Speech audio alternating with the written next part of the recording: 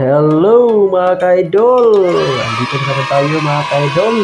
Magluluto na naman tayo mga ka-idol ng aking ulam for today mga ka-idol.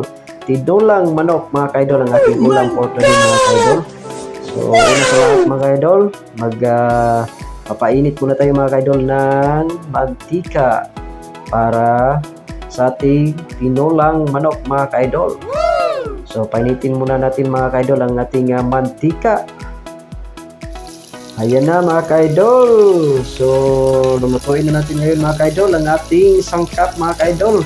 Ang ating sibuyas at saka bawang mga ka-idol. Prituhin natin to mga ka-idol para wala yung mga ka-idol, wala yung lansa ng ating manok, no?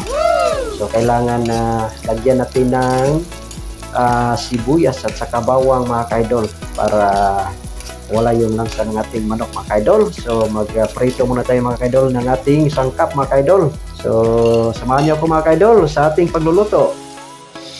Ito na mga ka-idol.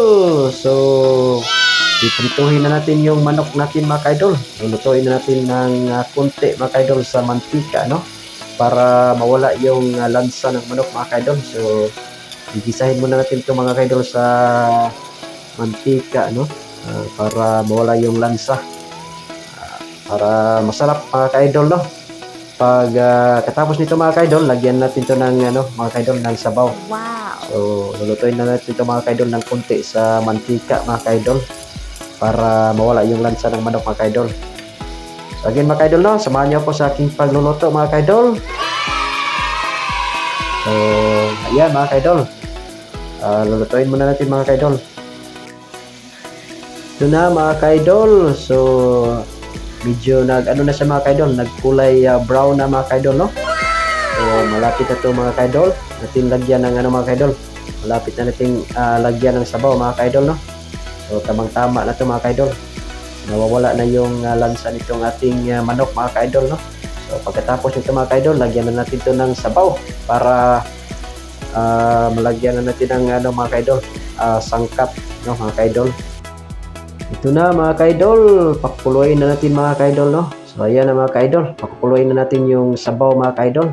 At saka nilagay ko na yung sangkap na mga ka-idol na sayote mga ka-idol. Ang tawag sa amin dito mga ka-idol, yung sangkap ito ay sayote. Iwan ko sa Tagalog kung sayote ba yung tawag sa ganitong sangkap mga ka-idol, no? So, tingnan nyo lang mga ka-idol kung anong tawag sa Tagalog dito. Sa amin dito mga ka-idol, sayote ang tawag sa amin dito mga ka-idol. Ayan na mga ka-idol, nilagyan ko na ng mga ka-idol, nilagyan ko na ng malunggay mga ka-idol para masustansya ang ating tinulang manok mga ka-idol. At saka nilagyan ko rin mga ka-idol ng chicken cube mga ka-idol para mas lalong sumarap. At saka mga ka-idol, at saka sili para manghang mga ka-idol, o chili sa Tagalog mga ka-idol, para masarap, no, ang ating tinulang manok mga ka-idol. So lulutuin natin mga ka-idol para makakain na tayo mga ka-idol. Ito na mga ka-idol, kumukulo na mga ka-idol. Pakuluin natin ito mga ka-idol ng konti, no? A few moments later. So wakas mga ka-idol, luto ng ating tinulang manok mga ka-idol. Ayan na mga ka-idol, ang sarap. Wow, natatakam na ako nito mga ka-idol. Ang sarap na tong kainin mga ka-idol. So ayan mga ka-idol, no? Ito na ng ating ulam for today mga ka-idol, tinulang manok mga ka-idol. Mukhang hindi ko na ito patatagalin pa mga ka-idol. Nagugutom na ako mga ka-idol. Gusto ko nang kumain mga ka-idol. So again, no, maraming salamat mga ka-idol sa inyong panonood, sa aking pagsama, sa aking pagluluto ng aking tinulang manok mga ka-idol. Maraming salamat mga ka-idol sa inyong panonood. And hanggang sa muli. Bye-bye!